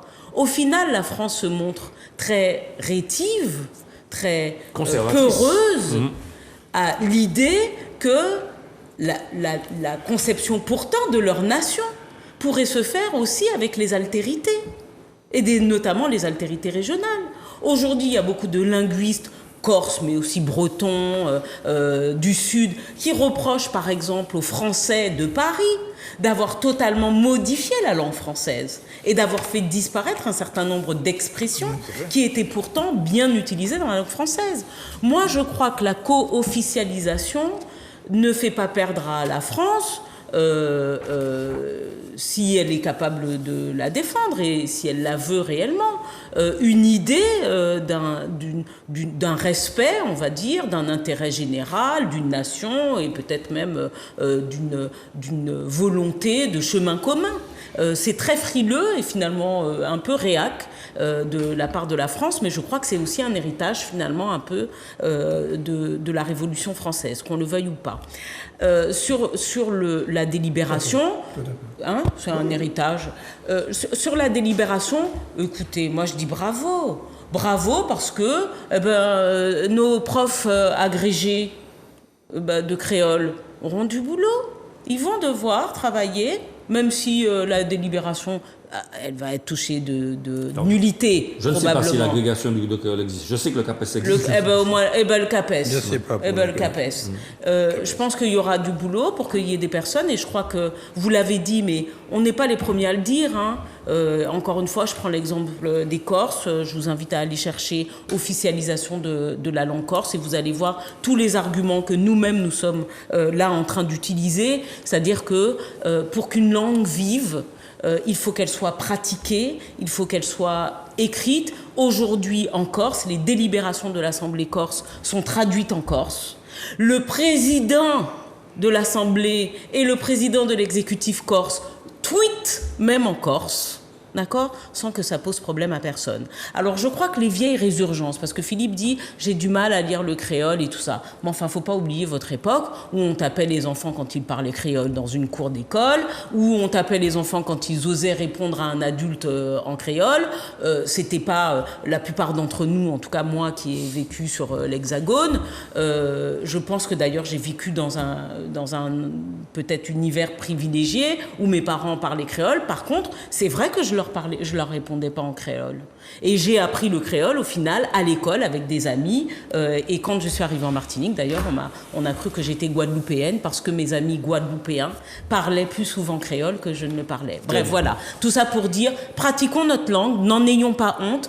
Et de rajouter, pour ce qui est de la question de l'apprentissage, que la pratique de plusieurs langues, et notamment nos langues indigènes, est de nature à favoriser l'apprentissage chez les enfants. Absolument. Voilà. Absolument. Alors je voulais préciser que je te bats, entre guillemets. Hein. Mon père était créolophone et arabophone. Donc je ne parlais pas arabe, il me parlait créole. Il m'était interdit de lui répondre en créole. Ah ouais? Voilà. Bah oui. Donc c'est un petit peu... Et arabe, il t'a pas appris. Et Dommage. l'arabe, ma mère ne voulait pas qu'il m'apprenne à parler l'arabe parce qu'elle avait une lecture péjorative de la langue. Voilà, mais c'est ça. Hein. Il fallait parler français, apprendre à parler convenablement français. Voilà, il fallait absolument être assimilé. Le français était assimilé à l'ascension sociale. À la réussite sociale, tout à fait. Aussi. Tout à fait. Tout à fait. Mais on était persuadés qu'en parlant d'autres langues, on allait moins bien. Et il y a encore des gens qui disent ah ouais, mais si c'est Tchamaïla qui parle créole, il peut que ça parle français. C'est complètement faux. C'est complètement faux. Voilà. Il faut faire attention à l'utilisation du créole. Lorsque tu t'adresses à des compatriotes, dans certaines circonstances ou dans certains événements... J'ai compris. Tu ne vas pas inviter une dame en créole à danser? Tu fais attention à ce que le créole ne soit pas considéré comme un traitement de défaveur. Voilà. Oui, mais c'est pour ça qu'il faut le vulgariser. Il y a des modes. Hein. Michel veut dire quelque chose et puis on passe à l'autre sujet. Oui. Pour aller dans le sens de ce que dit Philippe, dans la dernière partie de ma carrière, je me suis occupé de problèmes de consommation. Et je recevais donc des assujettis qui venaient exposer des problèmes de consommation, de litige de consommation. Et des gens qui venaient notamment de la partie la plus profonde dans notre population. Et comme en plus j'avais la réputation de débrouiller les questions, on disait allez ouais branchi et régler le problème de là. Bon, eh bien j'ai appris ce que tu as dit. Ah oui, c'est vrai. Je recevais quelqu'un qui avait du mal, qui venait avec un paquet de papier, qui avait du mal à expliquer son problème. Je mettais un temps inouï à décortiquer ce qu'il voulait. Et c'est quand il me disait « Nous qu'apprenons en créole, Que les choses se débloquaient. que je passais au créole. Mais j'ai compris ce que tu as dit. Ah oui. Si d'emblée, puisque Bouglak a venu, Bouglak a sorti, Bakouba, etc., il a venu puis en l'eau papier, je ne peux pas comprendre les... Je me dit, bon, moi c'est en créole. Le type prend ça très mal. Voilà, à d'accord. l'époque. Très bien, très bien. C'était ça. Ah oui, C'est moins maintenant. Très bien. Donc, Non, mais donc, jusqu'à maintenant, hein, je donc- vous Moins garantis. maintenant, avec beaucoup. sur cette question-là, effectivement, il nous faut développer C'est ça. Vulgariser Une la approche pratique différente. de Juste la pour langue. dire que l'usage du créole en santé, il est fondamental. Mon animal oui, d'eau. Parce que dit mon aujourd'hui, animal, mon animal, c'est mon fondamental. enfant, Oui, L'estomac. oui, mais non, mais Faut- vous n'imaginez fondamental, pas ça, oui. comment Oui. nous passons à côté de diagnostics et comment des personnes ne sont pas soignées et comment elles arrêtent leurs soins, elles renoncent, elles préfèrent pas qu'elles ne comprennent rien et qu'on a des personnes, parce que là maintenant on parle que la décision de cette assemblée là, que j'espère que sera annulée, bon, mais il faut qu'elle revienne, hein, parce que vraiment dans ce pays-là, on a l'impression que c'est nous qui parlons avec nous. C'est-à-dire qu'on arrive quelque part et puis on nous impose une constitution, pourquoi pas, hein, mais en nous disant voilà que c'est français pour qu'on parle. C'est-à-dire que tu es docteur, on peut pas dire docteur à son nid parce que le médecin ne comprend rien. Et plus grave encore, même devant le juge. Oui. Tu arrives au tribunal, faut qu'on fasse en requête pour demander un interprète. Ah ouais. Parce que derrière, tu es dans ton pays, c'est ta culture, c'est ton identité, tu n'es même pas capable d'y accéder. Pour moi, en fait, c'est une discrimination. Et je crois que sur un plan juridique, indépendamment des réparations, on aurait même pu introduire des actions quand on sait qu'une culture, une identité, une majorité de personnes n'accèdent pas à leurs droits parce qu'elles sont éloignées de cette république-là, qu'ils leur imposent une langue qu'on n'a même pas eu le temps et qu'on appelle d'ailleurs illettrisme, l'électronisme, analphabétisation. Je pense que c'est un vrai problème et qui atteint les droits de l'homme dans la profondeur des droits de l'homme. Bon. Enfin, ne vous Alors, inquiétez pas, en tout cas, lorsqu'il s'agit de traduire quelques audios de personnes et trafiquants, ils savent où trouver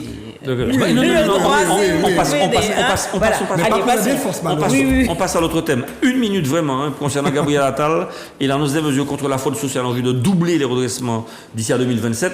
Alors, bon, j'ai fait quelques recherches. Je vous dis ce que j'ai trouvé, mais à mettre beaucoup de guillemets parce que il semblerait qu'il y ait 50 000 centenaires qui vivent en Algérie et que ça coûte entre 200 millions et 1 milliard, selon la Cour des comptes qui a épluché les comptes de la Caisse nationale d'assurance vieillesse. Et pas moyen de quitter à l'étranger. Les binationaux ayant travaillé en France qui partent à l'étranger à la retraite, ils décèdent peut-être, mais ce sont les enfants et petits-enfants qui touchent. Alors, est-ce que c'est la réalité? Est-ce que c'est de l'intox? Béatrice, je te donne la parole d'abord. Bon, écoutez, l'État n'a qu'à faire son travail. Bon, si on veut savoir si les centenaires vivent ou ne vivent pas, on les poursuit, on essaye d'avoir des preuves. Il faut arrêter. Ça, c'est de la propagande. En plus, c'est de la propagande xénophobe, très clairement. Il y a beaucoup de gens qui sont très riches, qui vont prendre leur retraite dans des pays où ils subissent moins le stress et tout ça. Où la fiscalité est moindre. Il y a plein de retraités français hexagonaux qui vont prendre leur retraite au Portugal maintenant parce que c'est beaucoup moins cher. Bref, donc on va pas faire la chasse à l'Algérien. Par contre, si on veut savoir si un centenaire vit toujours, on peut le convoquer. Et lui donner un mois pour qu'il se présente à une administration s'il faut justifier de quelque chose. Bon.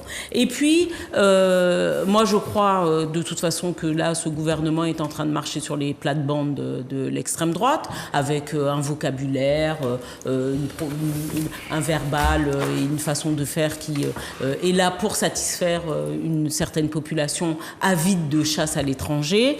Néanmoins, on rappelle toujours la fraude fiscale, donc des plus riches, et toujours exponentiellement plus importante, 80 milliards, 80 milliards d'euros.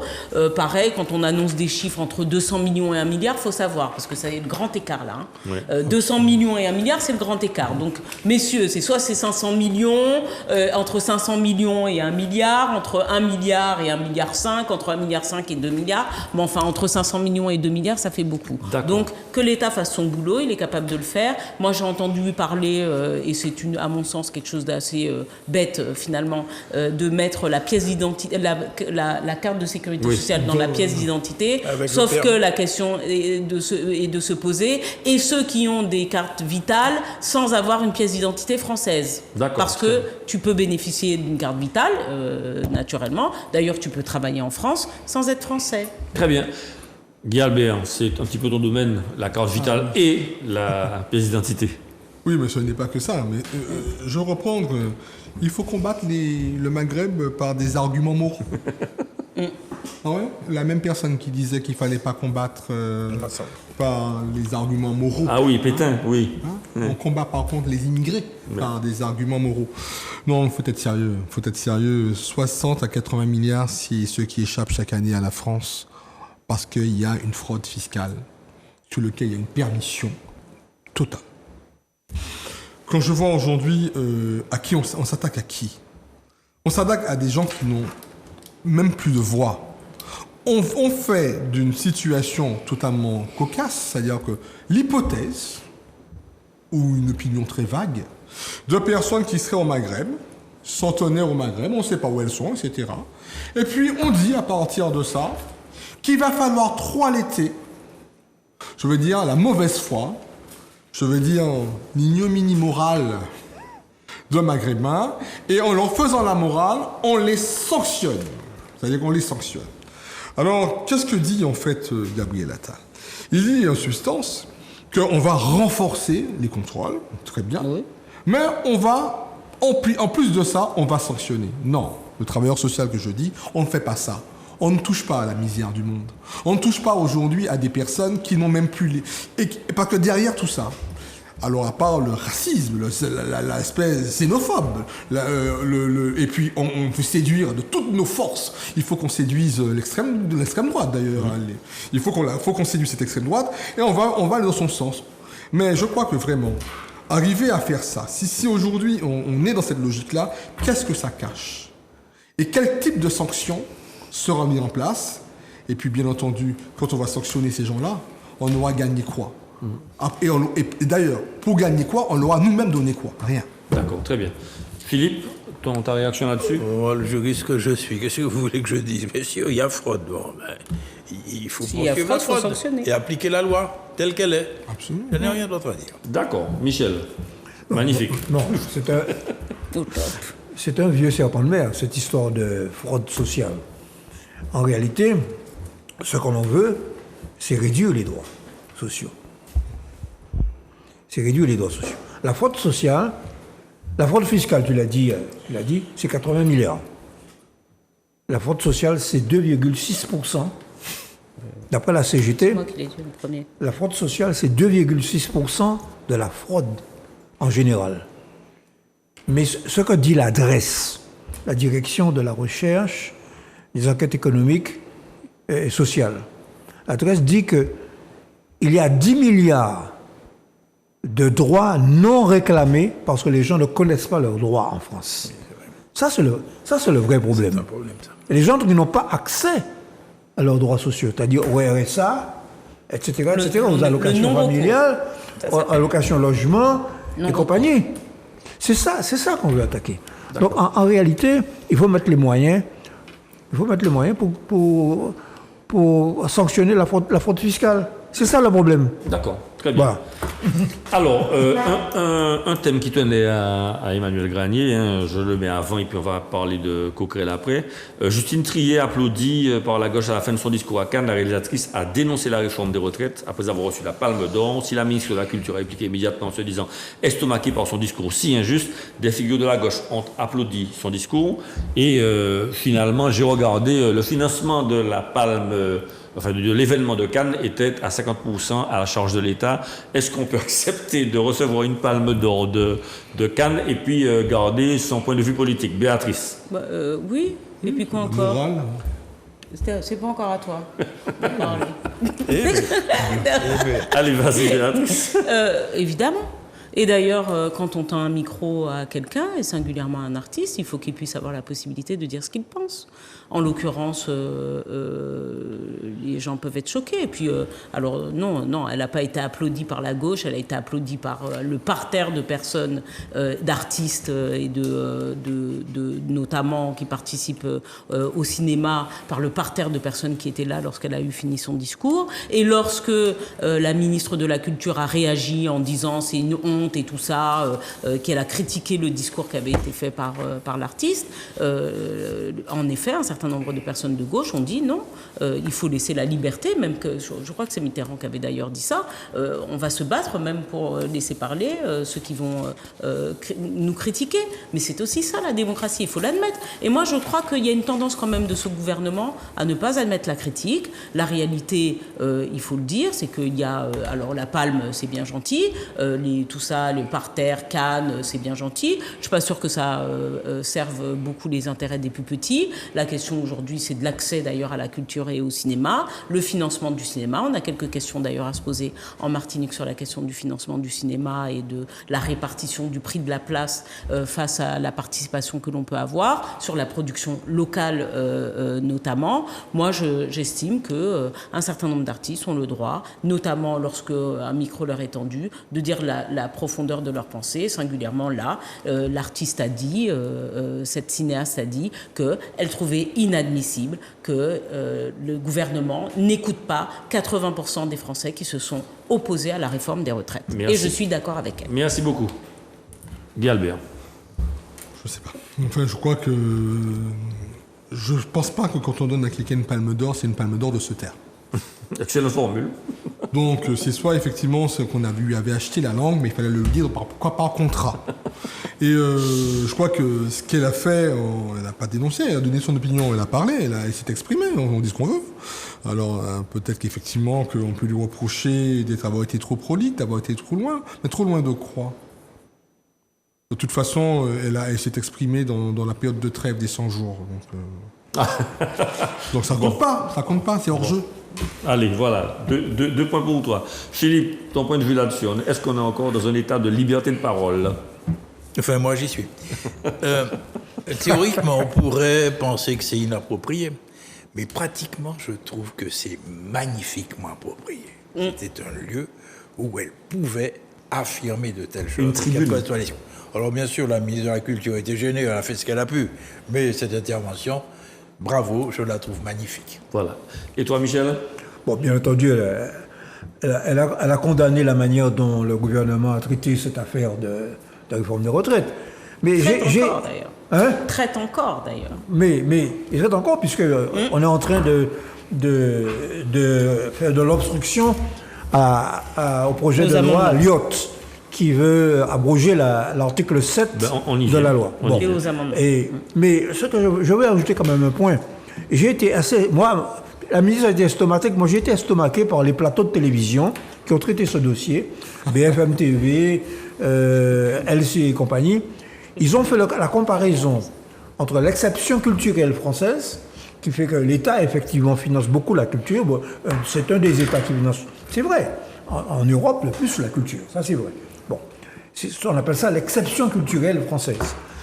Et on a comparé ça avec la préférence nationale du Front National. Et on a dit, voilà, elle est en contradiction. Elle est contre le Front National, elle est contre la préférence nationale du Front National, mais elle défend la préférence nationale en matière de culture.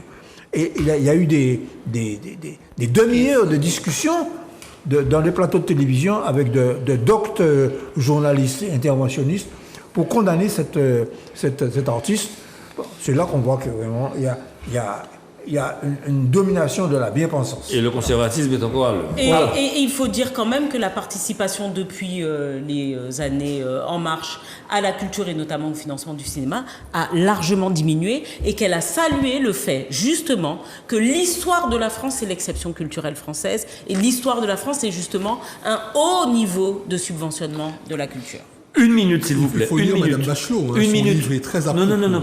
Alors, une minute maintenant par personne concernant ce qui est arrivé là hier. Le gouvernement a gagné, enfin entre guillemets, pour l'instant.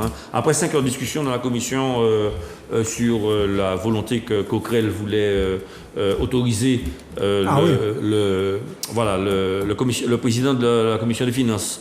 Il avait déclaré recevable la proposition d'abrogation de cette loi accélérate sur la retraite.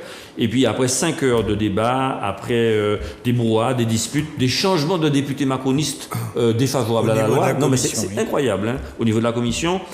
trop hostile à la réforme, eh bien, le résultat, c'est que la loi, elle sera redéposée le 8 juin. Donc, ta réaction là-dessus? Alors, juste pour redire, ils avaient tendu un piège à M. Coquerel. Coquerel, LFI, NUPES, ok, président de la commission des finances. Pourquoi? Ils lui avaient tendu un piège parce qu'ils avaient dit, ok, si vous voulez, vous pouvez présenter la loi Lyotte. Pour autant, elle doit passer par le fameux article 40, oui. À savoir que le président de la commission des finances doit pouvoir dire si cette nouvelle loi a un impact trop important et crée des nouvelles dépenses pour l'État. Absolument. Bon.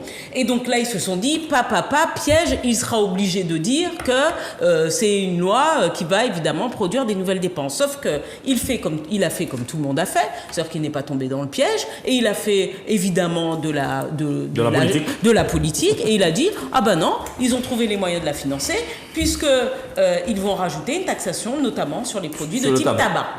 Voilà, donc tout le monde fait ça. Voilà, le tabac, ça a bon dos, on peut le mettre à 20 €, personne ne va s'en plaindre, parce que de toute façon, fumer tue. Et là, évidemment, vu qu'il n'est pas tombé dans le piège, et qu'il a utilisé des arguments que tout le monde utilise, la République En Marche, maintenant Renaissance de je ne sais quoi, a décidé d'utiliser d'autres arguments. N'oublions pas que même si on prétend qu'ils ne sont pas majoritaires, ils le sont. Ils ont une majorité relative, et cette majorité leur permet d'utiliser toutes les vicissitudes et les armes de la Ve République. Mais je crois qu'on est quand même face à un usage abusif aujourd'hui de la censure. Et d'une censure, et singulièrement de décrédibiliser tout ce qui fait la richesse du Parlement. Du débat parlementaire. Et du débat parlementaire. Très bien. Guy Albert? J'entends plus rien de la légistique. Pour moi, effectivement, c'est très bien, c'est très très bien. Je pense que la NUPES, comme tu le sais, moi, je suis une personne de gauche, donc je crois vraiment qu'il faut que de toutes nos forces qu'on y aille, qu'on arrive à faire tomber ça, mais je n'attends plus rien de la légistique. Par contre, je crois que vu le nombre d'arguments, le faisceau d'arguments qu'on a autour de cette loi, que je ne peux même plus qualifier d'ailleurs, je pense qu'on pourrait même passer à un stade judiciaire. Bon, Philippe? Oui, s'agissant de l'article 40, effectivement, le président de la commission des finances devait donner son avis. C'était la loi, il est tenu de le faire. Bon, il a donné son avis, ok. Bien. Mais en commission, effectivement, des affaires sociales, ils ont fait sauter l'article 1, qui prévoyait, n'est-ce pas, vite dit, l'abrogation de la loi. Seulement, la chose va se représenter. Le 8. Là, ça c'est un amendement, oui, le 8. Et là, j'ai regardé le règlement de l'Assemblée nationale, c'est l'article 89 alinéa 3. En séance, la présidente de l'Assemblée est tenue de refuser l'amendement si effectivement il prévoit des charges supplémentaires. Et en cas de doute, n'est-ce pas, le président de la commission des finances sera le dernier mot. Alors, politiquement, moi, je suis pour l'abrogation, mais ils utilisent la Constitution. Oui. Et il ne faut pas... Bébé, tu peux laisser parler seul, juste quelques mots. Je ne parle pas beaucoup, bébé, mais quelques mots. Vas-y. Je ne t'ai pas contredit. Mais j'ai pas ça. Oui. Oh là là. Incroyable, hein? Vas-y. Président, bon. Alors, tu arrêtes dès que c'est moi, tu réagis. Mais puisque le truc. Parce que c'est toi chaque fois qui coupe la parole. À Guy Albert, tu coupes la parole. J'ai vu que pour Michel, tu l'as fait. Moi, ces jours-ci, Vas-y, Philippe. Bon, rapidement. Oui. Bon, Pas dire rien, pas dire rien. Non, ce que je dis, c'est que j'ai... Tout le monde capable à l'école ici, en fait. Mais ce que je veux dire, c'est que en regardant ce qui se passe, moi, le juriste que je suis, bêtement, pratiquement, ce sont des articles qui existent, ok ? Et on les utilise, on ne les déforme pas. Je n'ai pas vu jusqu'à maintenant, sauf le cavalier social. On peut discuter là-dessus. Mais ce que je veux dire là, c'est que, bon, les choses ne vont pas aller plus, mais la présidente de l'Assemblée nationale, elle est tenue de Elle est tenue de. C'est l'article 89, alinéa 4 du règlement. Alors, les choses vont évidemment capoter. Alors, il reste que la dernière voie. C'est la motion de censure qu'il faudra envisager. Voilà. Voilà, c'est ce que je voulais dire. Très bien, merci. Michel, un mot? Bon, c'est exactement l'argument comme quoi c'est légal et que c'est constitutionnel. J'ai entendu le président du groupe Lyot expliquer que ce qui est nouveau avec le gouvernement macroniste, c'est le fait qu'on utilise tous les moyens qui permettent de bâillonner le Parlement. Dilatoire. Alors, on utilise le 47.1, le 49.3, le 40, et c'est l'alignement de tout cela qui fait que c'est une censure, c'est un abaissement du Parlement.